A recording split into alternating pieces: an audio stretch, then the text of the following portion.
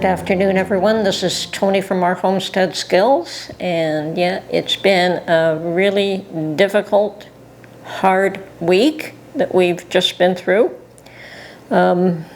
Starting off with the young lady who was stabbed in her neck on the subway. And, you know, that whole situation, the way she just walked in and sat down, was minding her own business, did not look behind her, or didn't see that right behind her there was a possible threat.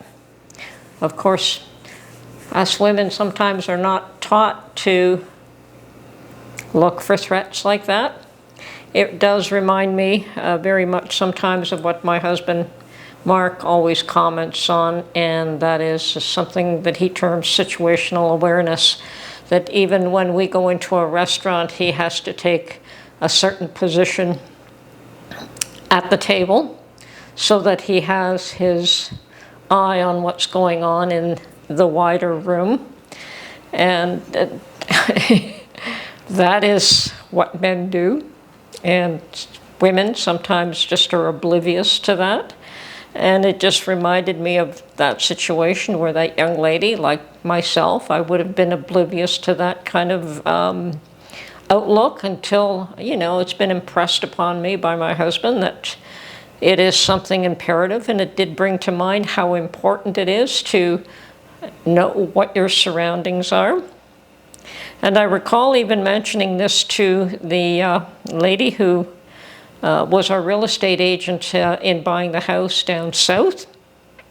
The first time we met her, and we did look at a few homes with this agent, but the first time we met her, she had us come to her office. I mean, we were strangers with a strange Canadian phone number.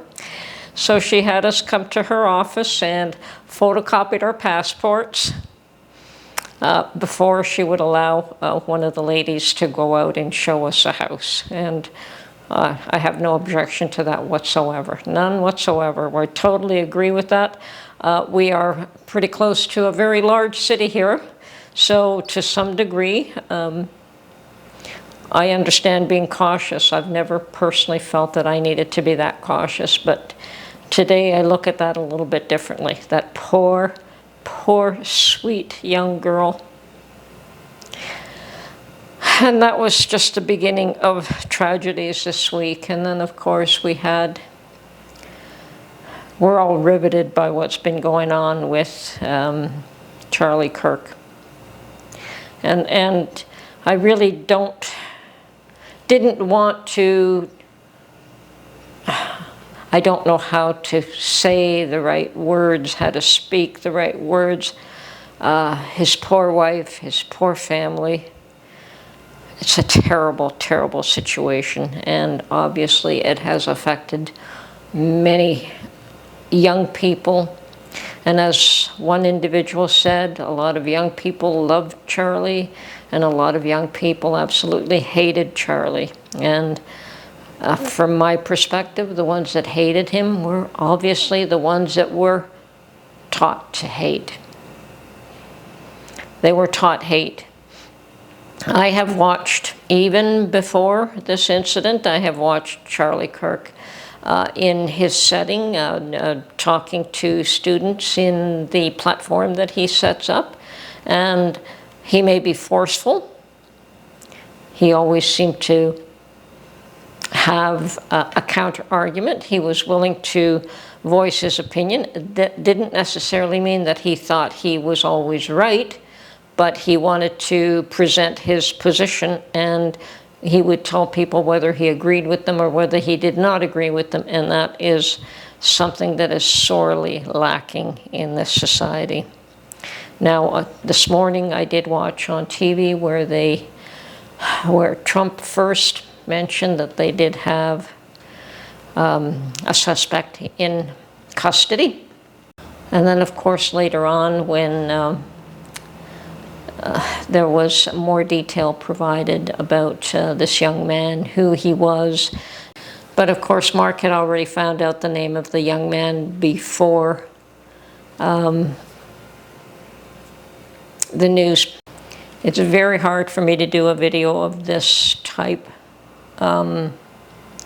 I try to stay positive and believe in the positive, and Charlie uses a term, turning point, and I believe that the governor of Utah also used that term, saying that this was a turning point in society, but he didn't know which way it was going to turn, whether it was going to be towards more darkness or towards more light, and whether people would be willing to, I mean, there's always the hope that the martyrdom of Charlie would just bring out hundreds of other Charlie Kirks. That may or may not be the case. On a personal level, even though I try to stay positive, try to stay prepared, I do believe it's going to get a lot darker before the dawn. That is, I think that people have not, you know, the young they are certainly disillusioned. There's no doubt about that. So many young people are disillusioned and disenchanted, and they are hopeless. I don't know why. I mean, it's not as though our lives and our parents' lives were any easier. As a matter of fact, I think the youth in some ways have been coddled. Some youth have, and perhaps that is the issue, that they've been just given everything, and then when they know that the expectation is so high and that they cannot achieve the things that they want, they cannot have the perfect house and the perfect job and the perfect whatever it is that they're looking for in life, that it's not easy to achieve your dreams, and many people never do. Perhaps it's just the expectation level was just set so high that they have a difficulty believing that they can achieve even what their parents have achieved.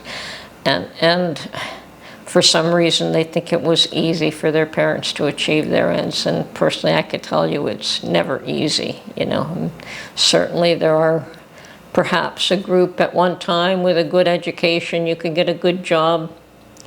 Not necessarily the case anymore. And I do think that there is, sad to say, I believe that we're going to see a lot worse before this is all over. I don't know how or why, but, well, we've just been through another 9/11 remembrance, and it's been 24 years. And that was probably one of the most horrific things, but that was 24 years ago. And it has not been too bad since then. I mean, yes, we've lost more freedoms in order to be more secure. But life had become a little bit more consistent, and you knew what you could depend on until COVID hit. And then COVID just totally disrupted the world. It wasn't just the society, it was the world. And the economic situation is much, much worse than our leaders want to let on. So they're working on it. They're doing what they can to keep countries afloat. I know Trump is doing his best, and I believe that in his own way, Carney's trying to do what he thinks is right. But yes, countries are definitely in a lot of trouble, each in their own way. And we have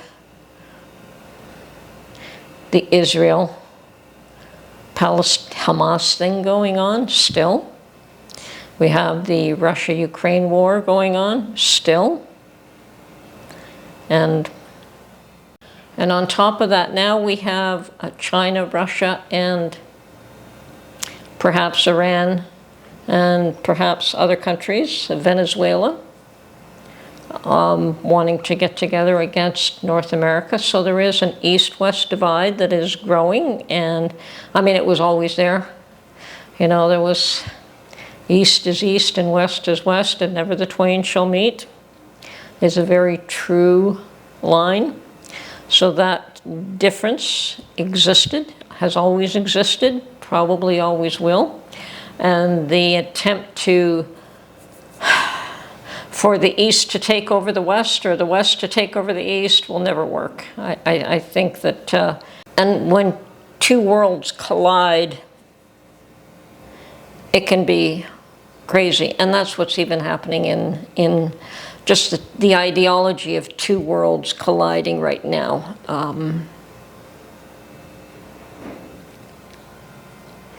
I'm having a bit of a difficult time. I would like to get past this day. I'm thankful that they've caught the perpetrator, that whoever handed him over, whoever gave him up, did the right thing. I know that this young man is Antifa, or I believe strongly. I don't know for a fact, obviously. I don't know the young man. That he is Antifa based on a number of things. And I have, many years ago, Mark and I spoke to a couple. There was this presentation going on, and that there was one side who was speaking out, and there was another, and there was a group that was protecting these ladies so that they could speak out. And then there was Antifa was there trying to prevent them from speaking. And after the thing was kind of, dissipated and wound down, Mark and I chatted with this couple, and they told us that they definitely were Antifa, that they were willing to use violence in order to get their point across, that they believed that these other groups were insidious and should be stopped, and they should be stopped and prevented at all costs. And my point, and I did try to talk to the young lady myself, saying that, well, if you're going to use violence to get your point across, you've already lost.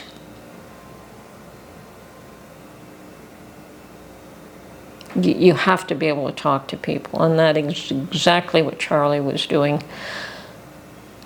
Now, it was sad, and I did not have any more communication with those kind of people after that fact. I mean, they were just not interested in associating with people who were willing to be abusive and violent in order to, I believe in being able to talk. I believe in the clash of differing opinions. I believe that's the only way the truth ever comes out. I believe in live and let live. Unfortunately, too many do not today. I know that, the odd time I will get somebody that's, says something contrary to me on my channel, and that's okay, as long as they don't get really ugly and rude, I don't care.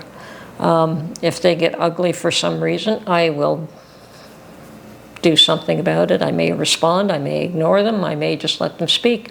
But if it gets really ugly, I wouldn't tolerate it anyway. I certainly don't expect everyone to agree with my opinion, and I hope they don't, because I don't consider myself a know-it-all, be-all, and know-all, and everyone else has to listen to me. No, they don't. You all have a right to your own opinions. And even when I say that this is how I do things, doesn't mean that you have to do it that way too. I think I've always made that clear. I don't say you should do this. I always say this is how I do it. This is the method that I use. These are the terms that I go by.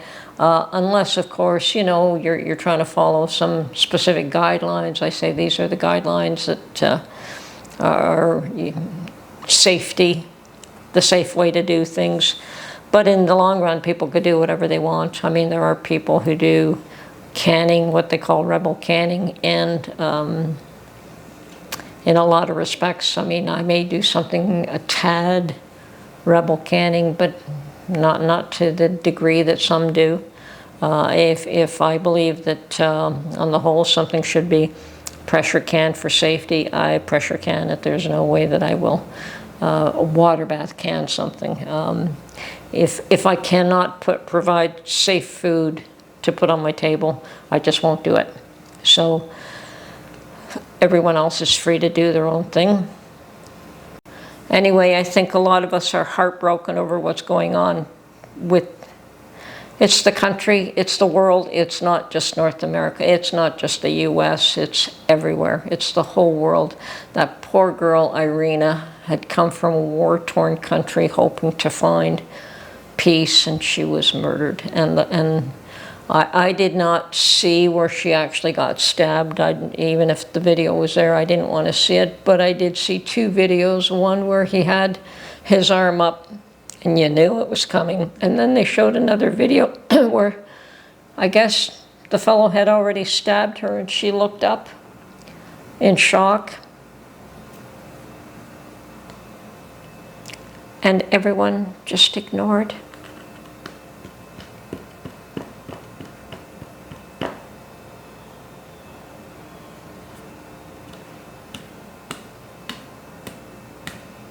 No one helped that young lady. She died there. She might have been able to be saved.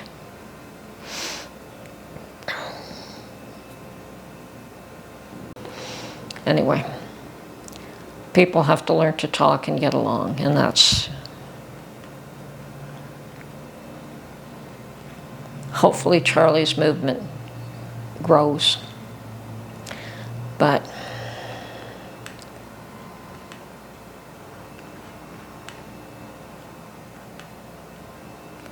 I don't know.